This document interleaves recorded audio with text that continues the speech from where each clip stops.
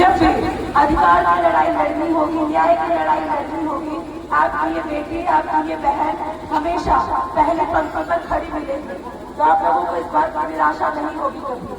आज सर्व आदिवासी समाज का मुद्दा है कि यहाँ हमारे जशपुर जिले में बाहरी बसावट हो रही है। इस बात को हम नकार नहीं सकते हैं कि ये सिर्फ जशपुर जिले में नहीं बल्कि पूरे सरगुजा संभाग जो आदिवासी बाहुल्य क्षेत्र है, हर जगह हर जिले में ये देखने को मिल रहा है कि बाहरी लोग यहाँ आकर बसते हैं, आदिवासियों की जमीन को हड़पते हैं, आदिवासी बेटियों के साथ अत्याचार करते हैं, हर वर्ग का शोषण करते हैं, जो गरीब है, दबे हैं, पिछड़े हुए लोग हैं।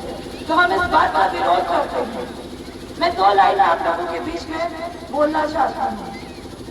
हमें तो अपनों ने लूटा, गैरों में कहाँ दम था। हमें तो अपनों ने लूटा, गैरों में कहाँ दम था।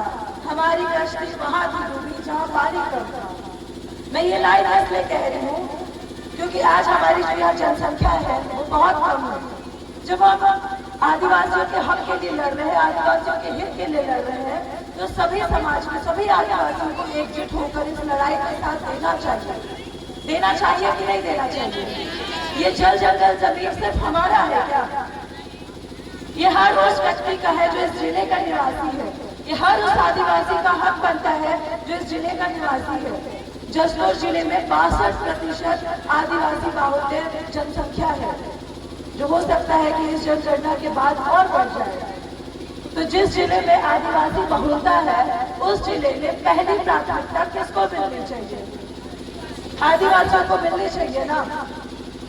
मिला तो है आपको आरक्षण, सरपंच आपका है, बीडीसी आपका है, डीडीसी आपका है, विधायक आपका है और मुख्यमंत्री आपका है। और क्या चाहिए? क्या मांग रहे हैं? सब चीज तो मिला हुआ है, फिर क्या मांग रहे हैं?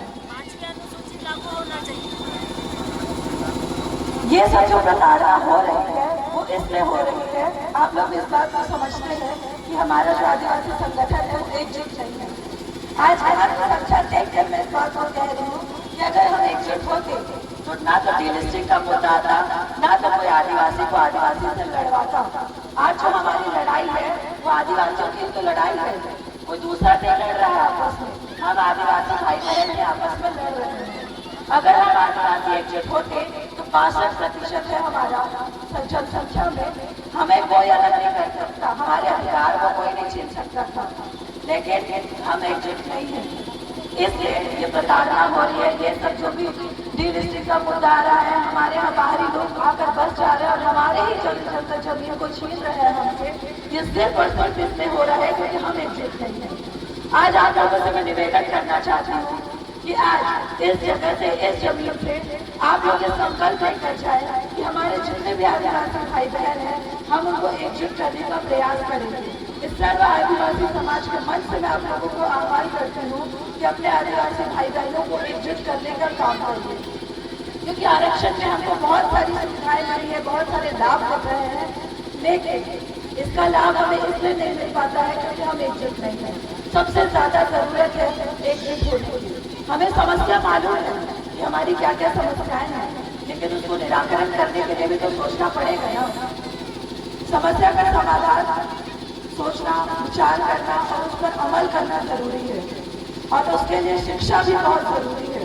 हमारे आदिवासी लोगों को शिक्षा बेहतर ढंग से मिल नहीं पाती है। सरकार स्कूल तो खोल देती है, आश्रम तो खोल देती है, लेकिन बेहतर सुविधा नहीं दे पाती है। मैं आप लोगों की वजह से आदिवासी समाज का प्रतिनिधित्व कर रही हूँ, और चूंकि आरक्षण है इसलिए मैं आज प्रतिनिधि हूँ। महिला सीट होने की वजह से आज मैं महिलाओं का प्रतिनिधित्व कर रही हूँ। तो अगर ये नहीं होता आरक्षण तो मैं यहाँ आज खड़ी नहीं होती, ना ही आपकी जनप्रतिनिधि के रूप में खड़ी होती और ना ही पूरे प्रदेश में आदिवासी समाज का प्रतिनिधित्व करती। तो जो इतना सब कुछ हमें संविधान ने दिया है, बाबा साहब अम्बेडकर जी ने हमें आदिवासियों को इतनी सारी नियम कानून हमारे लिए इतने सारे आरक्षण दे रखे हैं, उसका लाभ हमें तभी मिलेगा जब हम इसके प्रति जागरूक होंगे।